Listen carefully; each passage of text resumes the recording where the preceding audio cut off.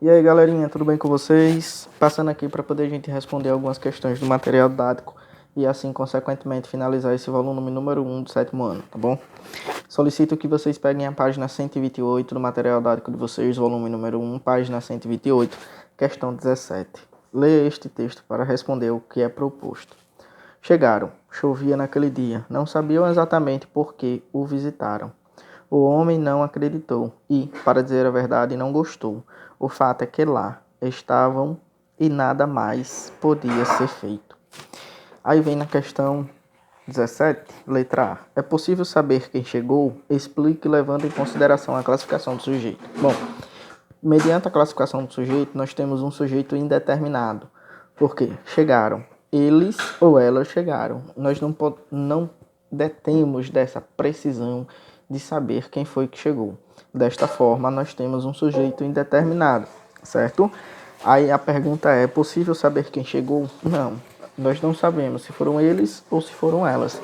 E mediante a classificação do sujeito, como ele é indeterminado, nós não sabemos determinar quem é esta pessoa, tá bom? Letra A, sujeito indeterminado, por não haver a pessoa real do praticante ou do receptor da ação, nesse caso, do praticante, né? Quem chegou. B, classifique os sujeitos das orações a seguir. Chegaram, quem foi que chegou? Nós não sabemos, eles ou ela, sujeito indeterminado, ok? Chovia naquele dia, verbo chover indicando o fenômeno da natureza. Oração sem sujeito, não tem sujeito nessa oração. Nem indeterminado ele é, porque não tem como você expressar uma ação por algum praticante ou por algum receptor da ação verbal com verbos que indiquem fenômeno da natureza, tá bom? Não sabia exatamente por que o visitaram. Não sabiam exatamente. Eles ou elas visitaram. Eles ou elas também. Novamente, eu tenho um sujeito indeterminado. Eu não consigo determinar quem foi a pessoa, praticante ou receptor da ação. O homem não acreditou. Quem foi não acreditou? O homem. Agora sim, eu tenho um sujeito simples. SS, sujeito simples. Não gostou, né? Quem foi que não gostou? O homem não acreditou. E para dizer a verdade, não gostou. Ele não gostou. Está se referindo ao homem, tá bom? Então, nessa vertente aí, eu tenho o sujeito determinado, sujeito simples, que vai ser o homem. Ok, pessoal? Questão número 17 da página 128, respondida. Desta forma, vamos para a página 130, certo? Página 130, questão 18. Leia o texto. Precisa emagrecer até o Natal. Tem uma moça aí, ou um moço, né, correndo, e do lado um peru, né? Nem me fale. Sempre há alguém em situação pior do que a nossa. Em relação ao texto, responda aos itens a seguir. Letra A. Na tirinha, a presença de um personagem gera humor. Revele o porquê. Qual é o humor da tirinha? Saber que existe do lado do rapaz ou da moça aí um peru, né, um animal peru. Porque nós sabemos que, segundo as tradições natalinas, se mata um peru na ceia de Natal. Então, se, consequentemente, o que gera humor é que se ele tiver magro, ele não vai ser morto. Se ele não tiver carne, né? Então, esse é o humor gerado pela tirinha. Pela contextualização do animal presente aí, tá certo? Letra B. Explique a relação da frase. Sempre há alguém em situação pior do que a nossa, com o contexto apresentado. Explique a relação da frase. Sempre há alguém em situação pior do que a nossa, com o contexto apresentado. Qual é a relação existente aí? A moça quer emagrecer o moço por relações estéticas, para ficar bem nos aspectos estéticos. Já o peru quer emagrecer para manter a sua vida, né? Se ele tiver magro, consequentemente ele não vai ser degolado, ele não vai ser morto no Natal, né? As pessoas não vão querer matar ele, ok? Beleza? Tranquilo? Identifique o sentido do verbo haver. Explica sempre há, sempre existe alguém, né? Nós temos uma oração sem sujeito porque o verbo agar do verbo haver está no lugar do sentido de existir. Desta forma, você tem a oração sem sujeito. Tá bom, pessoal? Essa é a relação, ok? Questão 19. Questão 19. Observe atentamente as frases e escreva no espaço em branco a melhor opção dada entre os parênteses. Vamos lá. Fique calmo. Não mais turbulência no voo. Não haverão ou não haverá.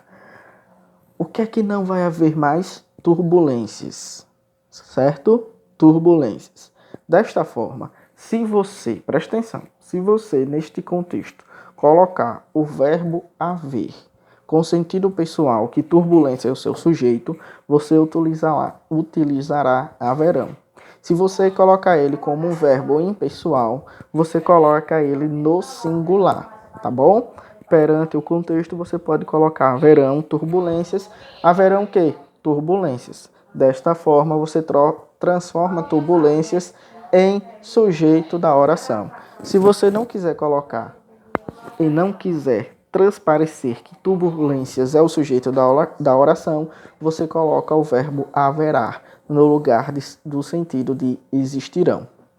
Joia? E assim transforma a oração sem sujeito. Na B, João voltou de viagem. Essa aqui não tem para onde correr, tá? Porque quando indica tempo transcorrido, você deverá colocar no singular. Então, 4 dias, não. Indica tempo transcorrido.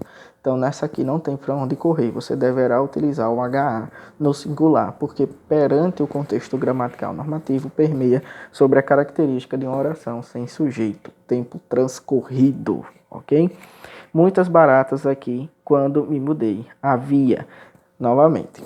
Para essa contextualização, você, em muitos casos, utiliza o verbo havia no plural para aderir ao sujeito muitas baratas. Caso você queira colocar ele como um verbo impessoal, uma oração sem sujeito, você utiliza havia, tá? Desta forma, tanto um como o outro, vai depender da sua interpretação textual. Mas vamos transformar muitas baratas em sujeito. Desta forma, eu vou colocar o meu verbo também no plural. Há ou hão rumores de que você irá estudar fora do país. Novamente, hão rumores ou existirão rumores, né? Você transforma rumores como o sujeito da ação. Neste contexto aqui, permeia sobre a característica de uma oração sem sujeito. Então, há rumores, certo? No lugar do verbo existir. O HA do verbo haver transforma-se em sentido impessoal, ou seja, sem pessoa, tá? Ainda hei de encontrar um meio de resolver esse exercício. Ei, tá? Não há. Ei, ok? Essa aí não tem como pestanejar, né? E a letra F, 2 festas ontem perto da minha casa. Se você colocar o verbo no singular, você transforma ele como um impessoal. Desta forma, caracteriza não como 2 festas, como o sujeito, sendo sentido impessoal. E houveram, se você colocar houveram 2 festas, você transformará 2 festas no sujeito da oração. Dessa forma, você utiliza o verbo no plural. Ok, pessoal? Então, vai de acordo com sua característica aí. Mas eu só estou demonstrando a diferença de um para com o outro. Se você coloca o verbo no singular, você transforma a oração em oração sem sujeito. Porque o verbo haver está no sentido de existir. Porque ele se torna impessoal. Se você coloca ele no plural, agora você detém ele com sujeito, certo? Desta forma, você caracteriza que 2 festas será o sujeito da sua oração. Sujeito simples. Então, a depender do contexto, você tem essas características diferentes. Pessoal, dessa forma, eu peço para vocês responderem as questões 20 e 21, tá certo? Respondam as questões 20 e 21 e envie para o professor. Tchau, pessoal. Até mais. Finalizando o nosso módulo. Tchau.